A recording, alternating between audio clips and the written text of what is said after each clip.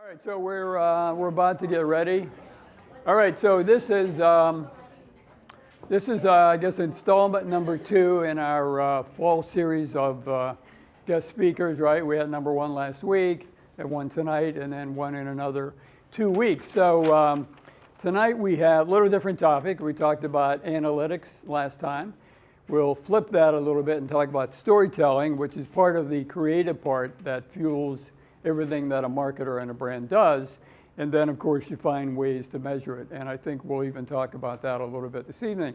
So a little bit about our speaker. Our speaker is Frome, who is the co-founder and head of experimentation, that's a great title, at Alpha, an on-demand insights platform used by 1/3 of the Fortune 100 and the fastest way to learn about their future customers. The company has raised more than $15 million and has 70 employees across New York, Chicago, LA, and San Francisco. And this is articles and insights have been published in Forbes, Fast Company, Business Insider, and Axios. And interestingly, he graduated from Rutgers Business School in 2014. So I have to say, in like 5 short years, I think he is sort of the classic or the epitome of an entrepreneur and sees an opportunity and wants to really do everything he can do to make that happen. And secondly, he has spoken at a number of these classes before, so he's a good friend of the program. And Dr. Silver, who wanted to be here but unfortunately couldn't make it, maybe next time. And anyway, so I really have the pleasure of introducing this, and give him a nice round of applause.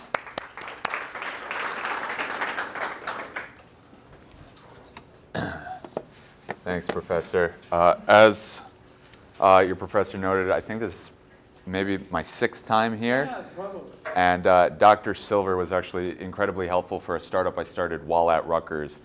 She introduced me to the engineers that we would end up hiring for that company. Unfortunately, it didn't work out, the company, but one thing led to another. I started this company, Alpha, and so it's just a very small world. Like, definitely, make the most of your time here, network, meet people. Still people I met years ago when I was here, I still work with today. So topic for this evening is storytelling to drive inspired action. So why not just storytelling? What's kind of this nuance with to drive inspired action? So what I'm gonna hope to convey to you is that we're all familiar with storytelling. We all generally understand it to some extent, to some degree, right? But there's a specific form of storytelling that I think you'll find is particularly different in the context of marketing, but really in the context of business and life in general. And it's the form of storytelling where there's an intended outcome, where the audience or the listener actually takes some sort of action. So I'll talk a little bit about what that's like. As your professor noted, I started a company called Alpha, and storytelling is something we do every day to drive behavior change. Right, we sell a platform and a technology to Fortune 100, Fortune 500 sort of organizations, some of the largest companies in the world, like Aetna, Humana, Northwestern Mutual, organizations like that, right? Where for them to get the full use out of what we're selling, they actually have to change the way they work. They have to change certain mindsets. They have to change the way budgeting works. They have to change the way they launch new products and launch new sort of campaigns. And so for them to even buy us and to get the most use out of our platform, we actually have to change the way they think about their own business. So storytelling and bringing stories from the tech world or perceived innovative companies and innovative workflows, we tell those stories, but we're not telling those stories just to entertain prospective clients. We're telling those stories to drive certain actions, to actually have them think about their business differently, operate their business differently, and then hopefully be able to do all that and facilitate all that with the technology we sell. So I graduated Rutgers Business School in 2014. Our company is headquartered in New York, and I'm happy to answer any questions about entrepreneurship at any point during this or after the talk, if that's something any of you are interested in. And so you can also check us out at alphahq.com. So that's a bit more about the company. So again, as I was saying, when done right, storytelling is a really effective way to drive inspired action.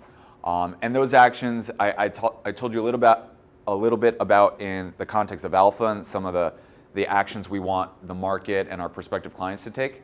But you can really apply a lot of the lessons here in your career, even in your personal life, but in your career if you're trying to influence stakeholders in the company, trying to influence certain customers or prospective customers, trying to influence your boss, trying to influence people that report into you. And so I'm going to talk kind of how that happens. So we've all seen storytelling to be effective to some extent, right? So I'd love to take a moment to really understand all of you a little bit and see if we can contextualize this a little bit. So who in here is working currently full-time? Okay, most of you. And what do you do? I'm a formulation chemist. Okay, in a large organization, small organization? A large organization. And the stakeholders, do you work with stakeholders on the business side or mostly on the research and science side? A little bit of both. A little bit of both. And who else raised their hand?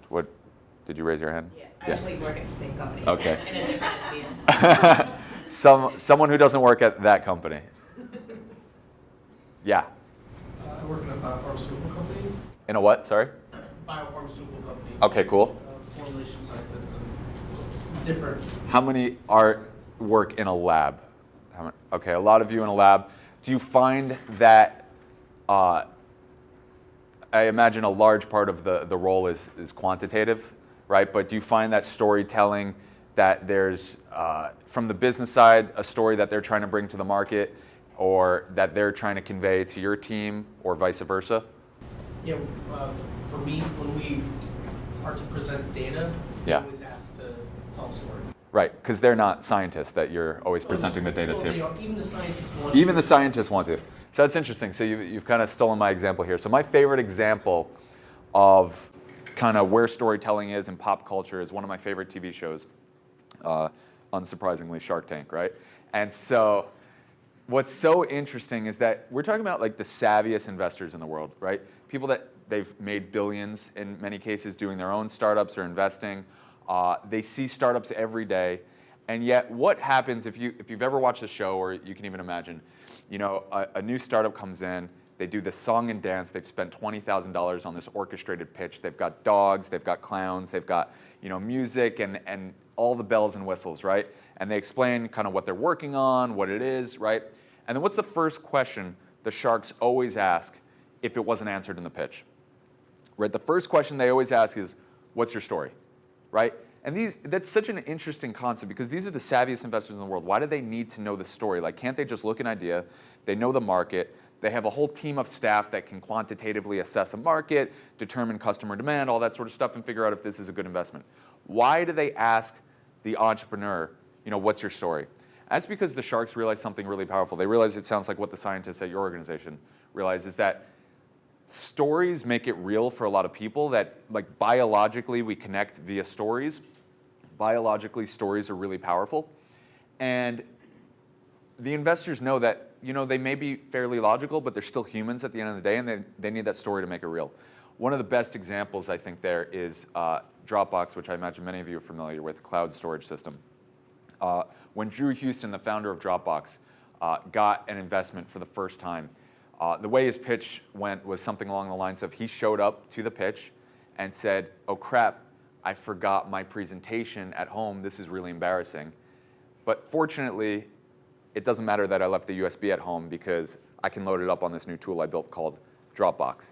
And if you've ever had that experience before where you don't want to be humiliated because you left the USB stick, and it's so funny for us now because like everyone can hardly remember when that was a thing, but back when we were younger in grade school, that happened all the time. Like people always forgot the CD or the floppy or the USB drive. That was such an embarrassing experience all the time. And that was his pitch, was like, let's not have that in the future. Let's not ever live through that in the future, right? And immediately that clicked with everyone. And the sharks on Shark Tank know that as well. They know that whether or not they can understand it without the story, they know the broader market, this is how people connect with one another, right?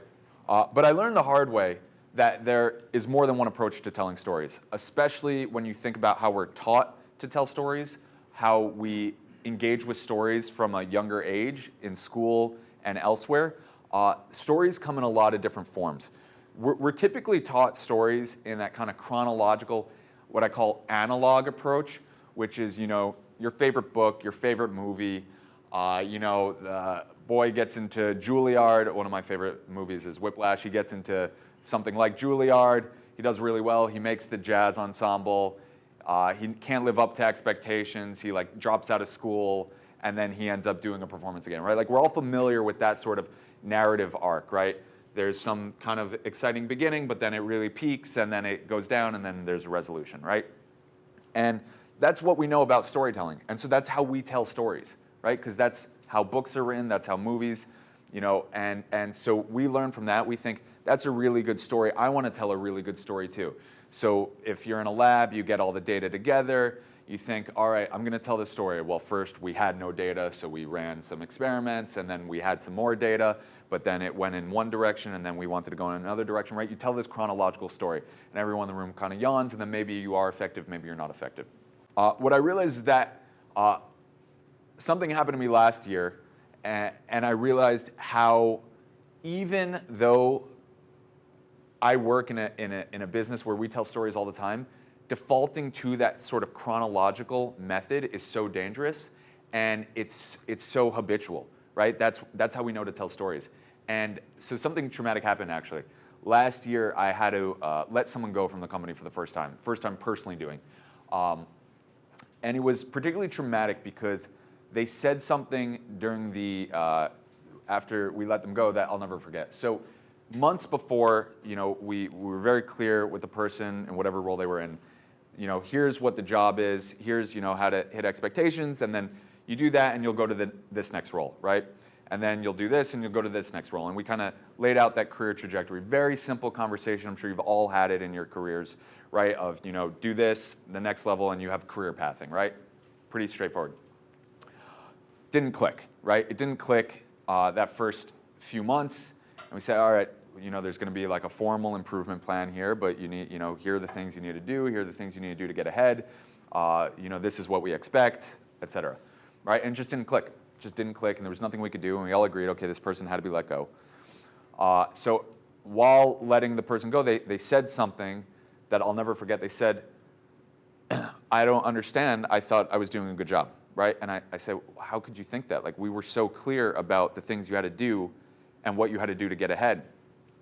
And they said, oh, well, I thought those things were to get ahead, but I didn't want to get ahead in this career path. I want to do something else. And that just like blew my mind that I didn't know that somehow, right? Like that wasn't clear to me. And what I realized with kind of chronological, or as I call analog storytelling, it has a lot of shortcomings. That if you're trying to drive some sort of action, if you're trying to get someone to perform better, if you're trying to get a customer to buy something, a boss to understand something, raise money from investors, right? You have to reconsider what you've always known to be storytelling, right? You have to reconsider that approach, right? In an analog story, you've already predetermined the journey and the destination. You've already determined it's in chronological order and here's where we're going, but you haven't validated that that's where the audience wants to go. You haven't validated that that's an interesting place, that's exciting, it aligns with their career path, right? You've just said, well, for everyone who's in this step one, here's the step two, because you assume you're building to the last step. And not only that, even if you validate that last step with them, you don't know that that's the right journey to take there. Just because that's the journey that's been taken in the past doesn't mean it's going to be the journey that's going to be taken in the future. The world is changing very fast. The jobs you have may not have existed 20 years ago, and the job you have in 20 years probably doesn't exist today, right? So telling stories only in a chronological fashion is really, really limiting and not nearly as effective as what you could be doing is having that two-way conversation, right? Asking people, where do you want to be in 5 years? What do you want to be doing in 5 years? And those are the questions we ask now, right? Those are the questions we ask when we interview candidates and to all employees in the organization is, what do you want to be doing in 5 years? Because if we have a clear picture of that, we can start working backwards, right? We can start working toward building toward that story. But if we just assume that everyone's going to follow some path that it looks like is predetermined based on their current role, we're going to have these sort of total misalignment and miscommunications, and it's kind of crazy to think about. So fun fact, you're not Dickens, I'm not Dickens, we don't live in Hollywood, we're not writing a book, right? We don't have to create a story in a vacuum and then set it out there. You want your storytelling and the way you try to communicate and influence others to be a lot more effective and have a lot higher of a success rate than Hollywood. Most movies and most screenplays, they fail, right? Most of your stories should not fail, right? You should have a much higher success rate when you're trying to influence someone. If you really have that two-way conversation, you really understand what's their objective, right? And what's the action you want to take, and you make sure you align those, you should have a much better success rate. So again, even for myself, and I work, and I do this literally every day, right? This kind of flipping the script and storytelling. It's so counterintuitive because it's, as much as it's your story, you want someone else to take a certain action. You want a promotion. You want someone to, be on your side in a meeting, right? It has to be their story at the end of the day, right? The story you tell has to be from their perspective and not yours. And it's so difficult telling someone a story from their perspective rather than your own, because you always default back to what you know and what's comfortable for you. So it's really counterintuitive, but I encourage you to think about it from the listener's perspective, right? So I'll tell you how we do that at Alpha. So at Alpha, we engage with all levels of stakeholders at our clients, pre-sale, post-sale, everything, right? And we've noticed a few things, and we connect the objective of that audience with what we bring to them. So the CEO, and you may have seen this in your own organizations, CEO sends those, they give those keynote addresses, or they speak on the all hands, or whatever you have in your organizations, and it's always got buzzwords, but it's always about culture. It's always about change. It's always like very exciting. You're not necessarily sure it'll actually mean anything in your day-to-day job, right? And you may have a new CEO, or you may have already had multiple CEOs in the last couple of years, right? But there's always something about change, right? So when we talk to CEOs, and it's counterintuitive, we would think when we go talk to CEOs, it's got to be about numbers. It's got to be about quarter over quarter. But that's not the way they think. They think in terms of culture, in terms of change, in terms of the way their organization looks to the outside world. It's very much about perception. So when we talk to them, we talk about culture. But that one level down, that kind of CXO, so the CMO, the CIO, those sort of people, it's quarter over quarter results, right? That's what they're there for. So if you are going to talk to them about anything, if we're going to have success with them, it has to start with for your next quarter, and then follow with whatever it is. If we were to tell something in chronological order, where it's, so we really think your company should bring in Alpha because, no, they don't care what we think, they don't care what's good for us, right?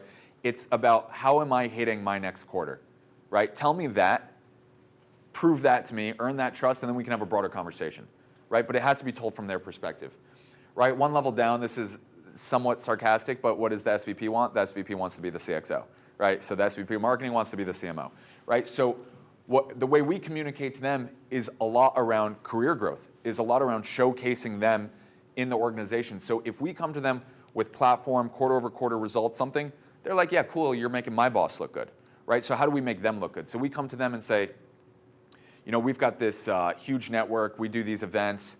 First, we want you to speak at one of the events. We want to get you on video. We want to, showcase you and showcase all the awesome work you've done even without us to date. And then we want to talk to you, and we want to earn that trust, and we want to talk to you about the platform we've built, right? That's how we go to that audience. And again, all of this we learned over time. Our first 8 messages to all of these groups were something that would make sense to us, right? Well, we think that the SVP, it clearly looks like, these objectives roll up into them, and these departments roll up into them. And so we're going to talk to them about how we're going to help their departments. But it's not what resonates, right? Because it's not our story, it's their story, right? Directors, again, sort of similar CEO, but in a little bit of a different regard. They really care about the way their teams work. It's intuitive when I explain why, but it wasn't intuitive to us for a long time. Again, we instinctually always sell on data, right? We think, here's what we built. We sell on technology and sell on data, and rarely is that effective. So for directors, what we find is they were so recently in the individual contributor role. They were recently that researcher or that product manager or whatever it was. And they got promoted to director. And the first thing they think about, and they go to what's comfortable to them, is they care about the way they used to work. And they want to make sure that the teams that now report to them are working as well as they worked, right? One thing they hate is seeing people reporting to them not doing it as well as they could have done it, right? And so the way we communicate with them is, you're an expert, you were just doing this, you were crushing it at that. Now you've got 6 people reporting into you. How do we make sure they are doing as well as you could have done, before Alpha, right? And that resonates with them. Again, there's an element of data, to the CXO, and there's an element of data to everyone. But when we're connecting and there's a rhythm there, right, that's their perspective, right? And the last is the individual contributors, all of which have some varying degree of imposter syndrome. And I don't think that's in our case. I think that's in the world right now because so many roles are so new. The world is changing so fast. So many people in here, I'm sure, have titles that didn't exist, like I said, a couple decades ago, right? And everyone's thinking to themselves, am I doing this right? The truth is there is no definition of right because, again, so many roles are so new and it's so undefined and everyone's kind of figuring it out on the fly. And so what we bring to this group, to the individual contributors, is really a community. We say, we don't necessarily know how you stack up against everyone else or what you should be doing, but we've got this community that we've developed for you where you can go meet with others and discuss best practices and what's working, what's not. Right? Again, not intuitive why a technology company would offer community and have a sales pitch or an introduction or a conversation be about community, but that's their story. None of these people wake up one day thinking, we need a platform that does what Alpha does. Nobody thinks that, right? They have challenges, they have problems, they understand their challenges and problems. No one thinks, I'm going to start Googling a platform that helps us with, whatever it is we do, right? These are the things that they care about, and here's what, builds the trust with them. I hope this is starting to connect, and you've noticed this in your jobs. But if you don't, I encourage you to consider this and start thinking about this for the next few weeks. Really, is see if you can notice this. See if you can notice how the most successful people really flip the script, right? The best salespeople. I don't know if you work with salespeople internally and you see how they sell to the market and you see which ones are the most successful, or if you're ever, as a buyer and a vendor comes in, and you'll notice the best vendors, the most successful ones, the fastest growing companies, their salespeople, it's never about technology, it's never about price, it's never about any of that. They sell you on outcomes, right? Kind of what I was saying before. It could be career growth for you, but usually it's more of like a business outcome, right? It's you want to have a better success rate in the lab, right? What if we could take that from a 10% passing some FDA trial to a 15%? What would that be worth to you, right? And there's a literal value you can place on that, right? And so they come in and they connect it to an outcome that someone's compensation is on the line for.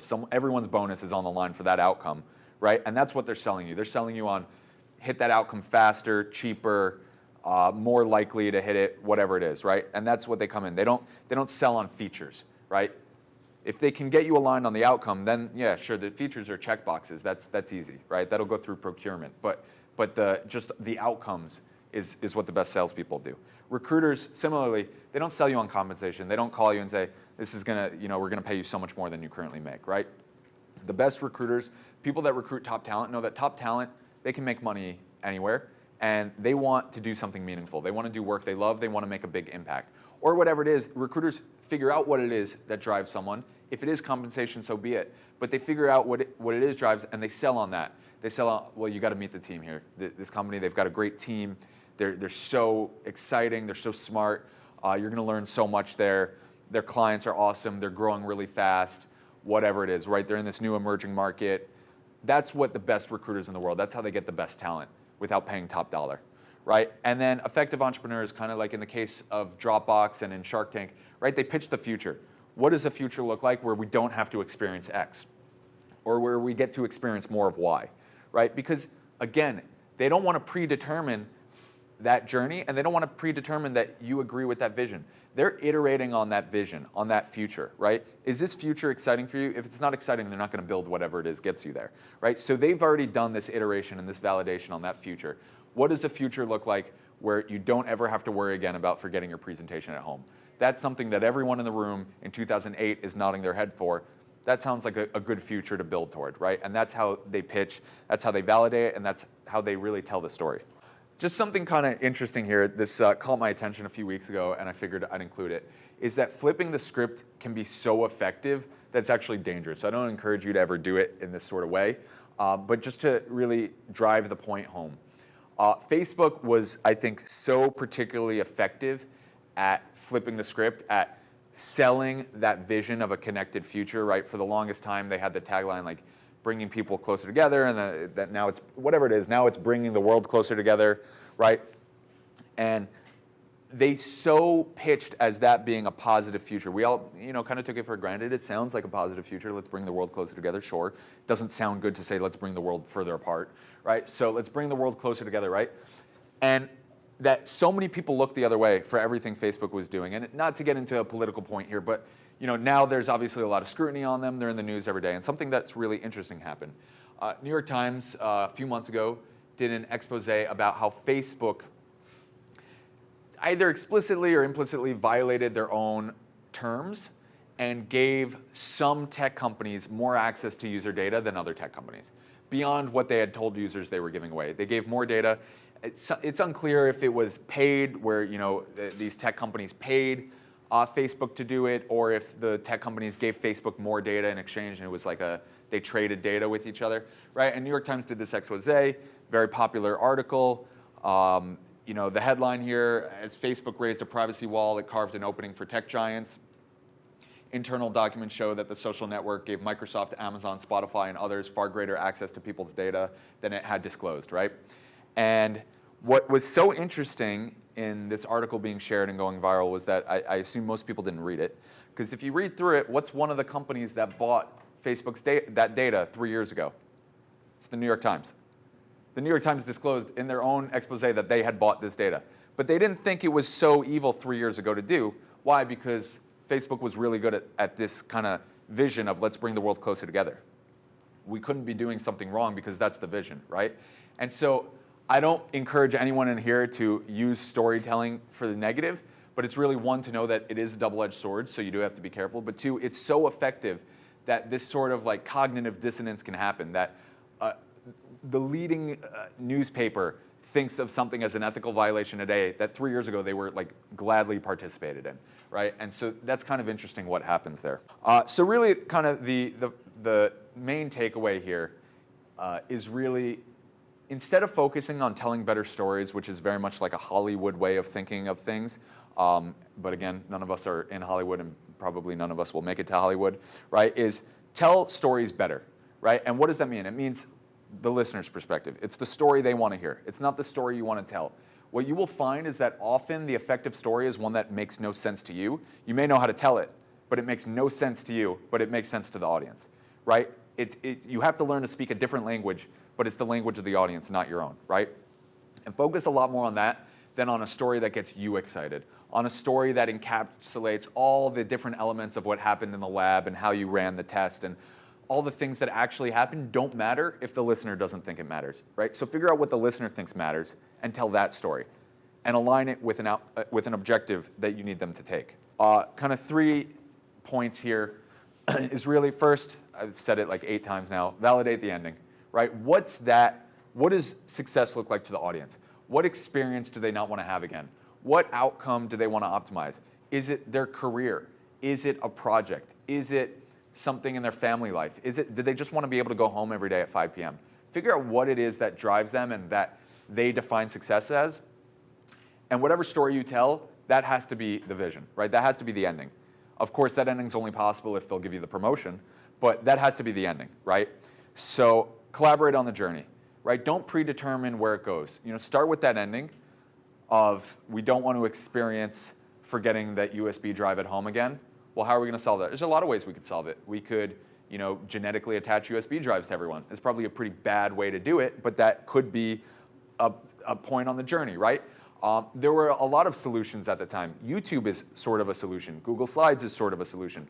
Dropbox is a solution, right? There's a whole bunch of different ways to solve problems, but work with the audience on it. It makes it a lot more exciting and collaborative, and you'll find that, again, the world is changing so fast that the steps you assume, or even the steps that it did take to get to that destination last year, are not the steps it'll take this year.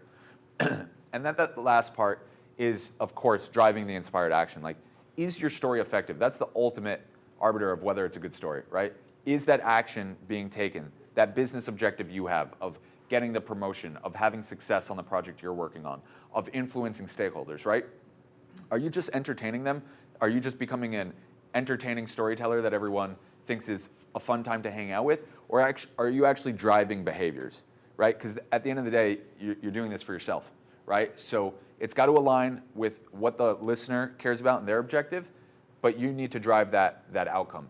And that's how I've seen the most successful salespeople, most successful entrepreneurs, most successful recruiters, most successful pretty much of any function are people that really know how to drive behaviors around them. And so that's kind of the point here. So I'm happy to answer any questions or talk about really anything you'd like, but otherwise, thank you.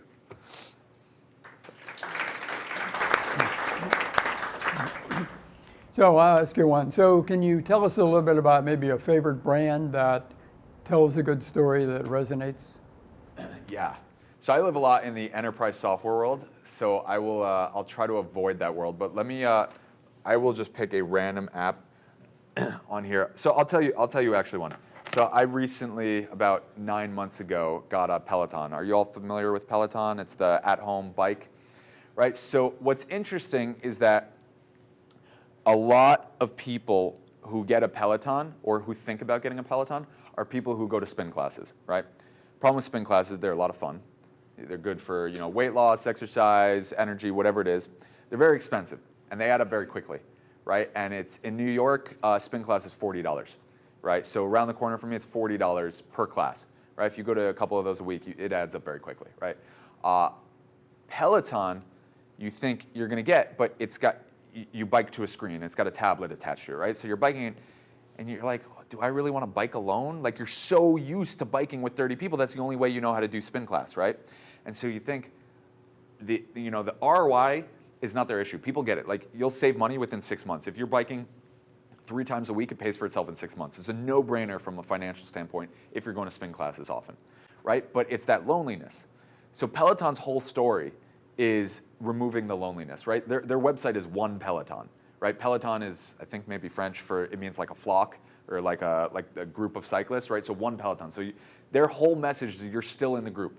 You see the instructor. All the classes are filmed live from a studio with an instructor and a bunch of other riders behind them, right? And so the instructor, they talk directly into the screen. Obviously, they can't hear you, but they're talking. They'll call you out on I recently got called out. I had my 150th ride. The instructor live in the class called me out on it. He can't hear me. He doesn't even know I'm paying attention, right? And called me out. So they do so much. They've got a leaderboard there. You can see all the other people riding live. I don't know any of these people. I can't see any of these people. For all I know, it could be totally fabricated, right? It could be a robot leaderboard, right? You have no idea. But they do such a good job from the product to the marketing to the story to make it not feel like you're home alone on a spin bike with headphones in where anyone could walk in at any time and you look like a moron, right? And so, although you don't look that cool in a spin class either, but at least there's 25 other people looking uncool along with you, right? So I think Peloton does a really good job of telling that story of you are not alone, you're still with other people, because they've learned over time that that's the inhibitor of why people don't buy. Yeah. Do you have any examples of maybe like challenges you faced in like team communication or just like Internal? Yes.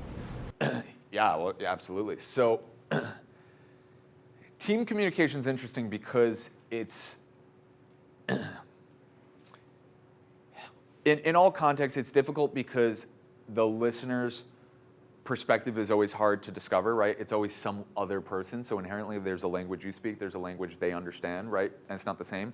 What's difficult about the team aspect, and that was kind of the story I told before, is that you let your guard down when you're in the bubble of your team, right? When they work alongside you, you think you know them really well. You're much more quickly to make an assumption about the person sitting next to you than you are about someone in another company far away. That person you assume you don't know well, and you'll ask them questions you would never ask the person sitting next to you. Person sitting next to you, you're not going to ask what time they like to go home. You assume because they go home every day at 7 p.m., they don't mind going home at 7 p.m., right? The person at the company, miles away, you're happy to ask kind of stupid questions, so to speak, because you don't know them, they don't know you. You'll ask them questions. You'll end up learning more about them on a phone call than you might know about the person sitting next to you because you've made so many assumptions about that person. But you don't know that person sitting next to you, really hates that they missed their kids' baseball games, right? And they really hate going home at 7. And if they could go home at 6, they'd be so much happier. But they can't go home at 6 because, I don't know, maybe you go home at 6, right? Or whatever it is. Or maybe there's some project that causes them a lot of stress. And if you had known that, you could have communicated to another stakeholder and swapped things around, whatever it is, right? And so I find that's what's really hard about the team dynamics is all the assumptions that are made. That we literally didn't know that this person who worked for us when the company was 20 people, we didn't know that this isn't what they wanted to do in their career, right? I mean, like, it seemed like, well, they applied for this role, they got the role, here's the next level, here's the senior title, here's the manager title, right? Like, why wouldn't they want to do that? And we never really had a conversation. Do you want to be doing something completely else, right? And so those are kind of the assumptions that happen in team dynamics, and I'd say that's really, there's a lot of blind spots there because of that. Any other questions? Cool. Yeah. Yeah. So about that person you fired, you explained to them that like this is the job and this is what you have to do to get ahead, and they were like, okay, great, and then like they were like, oh, I actually didn't really want to do this. That's just a little bizarre to me, you know. But what do you think he was thinking? I think it was so, either they tried communicating it and it didn't click with me, or they felt too intimidated to communicate. Like, I don't think it was clear to them that it was like, certain roles at a certain point, you either have to exceed expectations to get ahead or there's no role for you, right? So especially in a startup environment, I guess that'll maybe help kind of provide some context. Roles are always evolving, right? So there's always a new expectation with the role. And it's not necessarily a higher expectation, it's just an evolving. What you have to do at 20 people changes when you're 50 people and at 70 people. And so it was more a communication of this role is evolving. They didn't like what it was evolving into, but they didn't really necessarily like what it was originally. They just wanted to have an in at the company, but they never necessarily felt super comfortable explaining what they wanted to do from there, right? And that's on me. And that's kind of the point here is not so much it's on them, it's on me. In never having like, what do you want to be doing in 5 years? It was never a question I thought to ask someone. I just assumed like everyone just wants to move up, right? And they do, but not as again, like as chronologically as we default to as when we try to tell stories. What are some of your deliverables you're proud of? So what do you mean by Like film, audio, slides for companies? So we have a platform for companies, and the deliverables there are, well, again, like depends on who the audience is, right? So we sell basically an on-demand insights platform, right? It helps companies test and learn with their future customers, right? New market they want to go into, new product they want to launch, stuff like that, right? Helps them kind of inform those decisions much earlier. The CEO wouldn't be able to name half the products that the company's working on. So you're not going to go to the CEO and say, hey, we're going to help your team working on project X. And they're going to be like, okay, I don't know what team that is. I don't know what project that is. Sounds okay. Why are you talking to me, right? We go to the CEO and say, like, listen, the most successful companies in the world, their competitive advantage is speed to insight, right? Amazon is really good at someone has an idea. They make sure that person can evaluate that idea in real time, next day with real customers, right? You as a CEO, you want your culture to be more like Amazon. Pretty much everyone does because Amazon's printing money and that company is presumably not printing money, right? So that story there is like, how do you get your whole workforce to work differently, right? That's what gets them excited, right? When you go to the CXO though, it's like, you've got a $4 million budget that you allocated toward this investment, and it's not returning what you need it to return. How do we get it to return better, right? And that's literally what our objectives are from the product perspective. Like when there's essentially a pilot engagement, right? Some sort of 3-month pilot engagement. We set success criteria with whoever that buyer is and say, if we can hit this objective that's on the path to the outcome you want, whether it's that cultural change, can we get 20 people to change the way they work? That would be kind of a silly conversation with the CEO, but maybe like, can we get 2,000 people to change the way they work, right? And the definition of change the way they work is all 2,000 people run an experiment for the first time. None of them have ever run an experiment.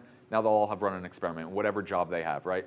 The CXO, if we can get your product to market faster, or we can eliminate 3 features from the product it doesn't need and save you $1 million, right? Whatever it is.